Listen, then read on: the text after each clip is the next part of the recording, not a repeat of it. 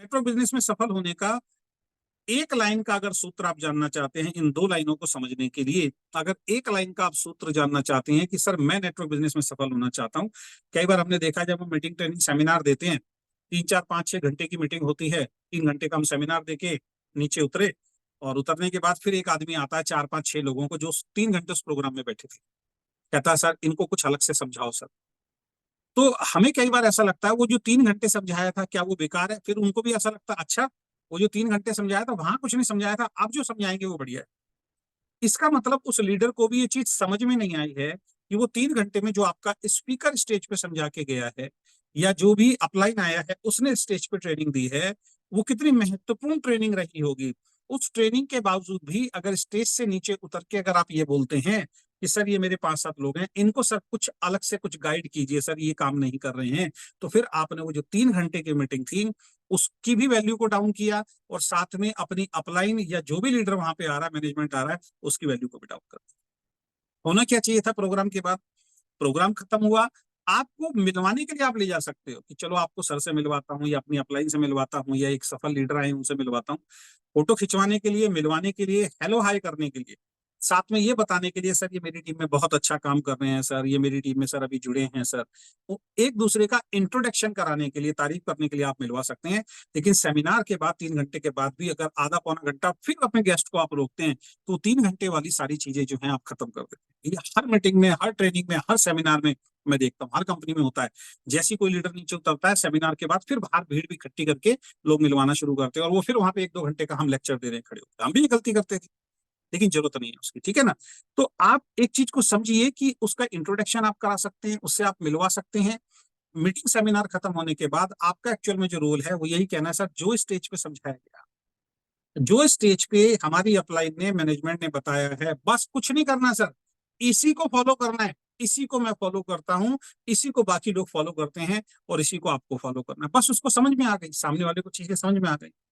लेकिन आप कहते हो सर अभी कुछ और समझाओ, तो उसको ऐसा लगता है इसका मतलब 3 घंटे हमें कुछ समझाया नहीं था।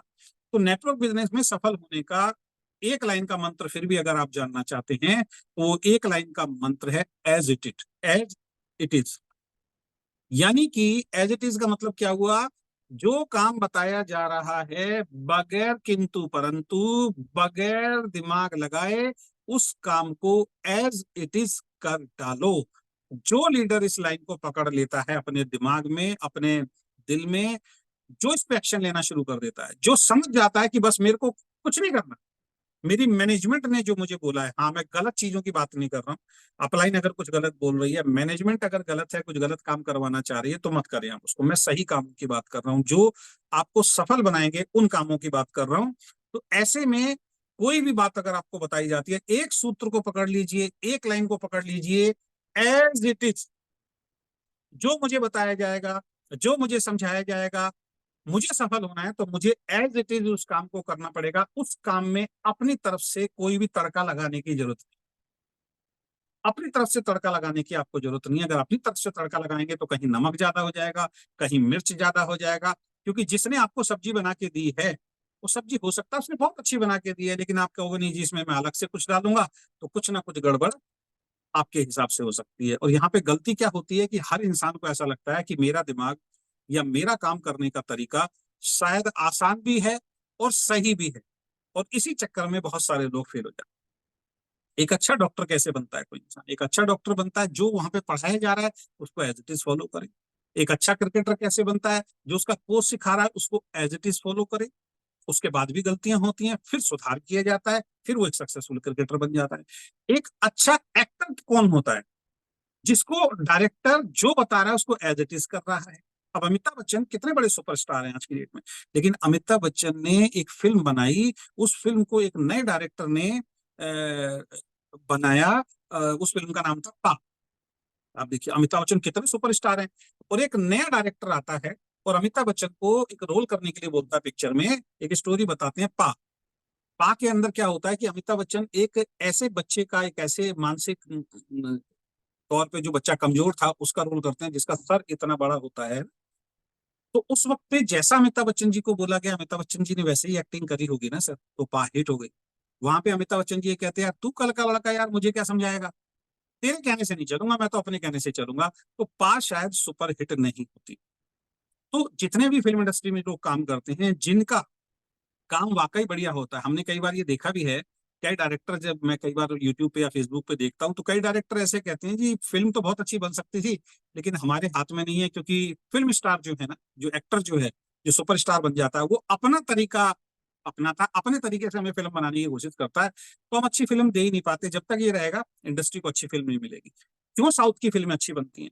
अगर आप साउथ की फिल्मों को जाके देखोगे, तो साउथ की फिल्में क्यों अच्छी बनती हैं, क्यों वो इतना पैसा कमा रहे हैं, इतना पीछे होने के बाद आज साउथ फिल्म इंडस्ट्री इतनी आगे क्यों निकल गई है ना? उसका रीजन एक है, आज भी अगर आप हिंदुस्तान में देखोगे ना, अगर आप घरों में झांक झांक के देखोगे, टीवी जो लोग देखते हैं, सेट मैक्स हो गया या कुछ और हो गया, आप देखना 90% जो लोग हैं ना, जो साउथ इंडियन नहीं है, वो डब फिल्म देखते हैं। साउथ की हिंदी में डब फिल्म हम लोग ज्यादा देखते हैं। रीजन क्या है? स्टोरी होती है। रीजन क्या है? अच्छी फिल्में होती है। रीजन क्या है? कॉमेडी अच्छी होती है, एक्शन अच्छा होता है, हर बार कुछ नया देखने को मिलता है। लेकिन हमारे बॉलीवुड स्टार की देख लो, वही घिसी पिटी स्टोरी, वही चीज, वही मार धाड़, आ गए बाहर नाम से कई बार फिल्में चल जाती हैं, और अभी देखिए पीछे कितना बुरा हाल हुआ। तो साउथ के जब स्टार से पूछा गया कि भाई आपकी फिल्में इतनी हिट क्यों होती हैं, तो वो एक ही बात बोलते हैं कि हम अपने जो डायरेक्टर जो होते हैं ना, जो हमारे जो डायरेक्टर होते हैं, फिल्म डायरेक्टर जो होते हैं, वो जो काम एक्चुअल में करवाना हमसे चाहते हैं, हम उसमें 1% भी अपना इंटरफेयर नहीं करते हैं। वो जैसे जैसे हमें बोलते हैं, हम वैसी वैसी ही एक्टिंग करते हैं, वैसे ही कपड़े पहनते हैं, वैसे ही स्क्रिप्ट पे काम करते हैं, वैसे ही डायलॉग बोलते हैं, क्योंकि वो काम उनका है, हमारा नहीं है। और हमारी फिल्म सुपरस्टार सुपर हिट हो जाती है। यानी कि वो इंटरफियर नहीं करते हैं। जब आप किसी को इंटरफियर नहीं करोगे, तो डायरेक्टर अपना 100% देगा, है ना? तो ऐसे ही क्या होता है, अब देखो जो एक्टर है उसको तो नॉलेज नहीं है ना, अगर उसको नॉलेज होती तो वो अच्छा डायरेक्टर बन गया होता। लेकिन कई बार क्या होता है, जब हम सफल हो जाते हैं, तो हमारे अंदर अहंकार आ जाता है। हम कहते हैं अरे हमारे कहने से फिल्म बना, मैं तो जो फिल्म देता हूँ हिट देता हूँ। बहुत से सुपरस्टार जो हैं वो दुनिया से गायब हो गए, बहुत अच्छी अच्छी हिट फिल्में देते थे, आज गायब हो गए। सेम नेटवर्क बिजनेस में होता है दोस्त। नेटवर्क बिजनेस में जो लोग सफल भी हो सकते हैं ना, उनकी असफलता का सबसे बड़ा रीजन पता है क्या होता है? कंपनी बोलती है एज इट इज, सूत्र क्या कह रहा है? एज इट इज करो। जो आपकी कंपनी मैनेजमेंट बोल रही है, जो आपकी अपलाइन बोल रही है, उस काम को एज इट इज करना शुरू कर दो, बगैर किंतु, बगैर समय खराब किए भी, ध्यान रखें, समय भी खराब नहीं करना, एज इट इज करना शुरू कर दीजिए, आपकी सफलता 100% आएगी।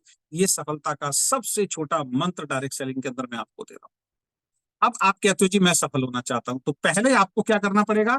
कसम खानी पड़ेगी, एक संकल्प लेना पड़ेगा, तभी आप सफल होंगे कि ठीक है सर, आज के बाद जो काम कहोगे सर वो एज इट इज। अगर आपने ये संकल्प ले लिया, और आपने बगैर समय गंवाए, जो आपका अपलाइन कहता है, जो एक्टिव अपलाइन कहता है, मैं फिर बोल रहा हूं, हम सही बातों की बात कर रहे हैं, हम गलत बातों को फॉलो करने की बात नहीं कर रहे।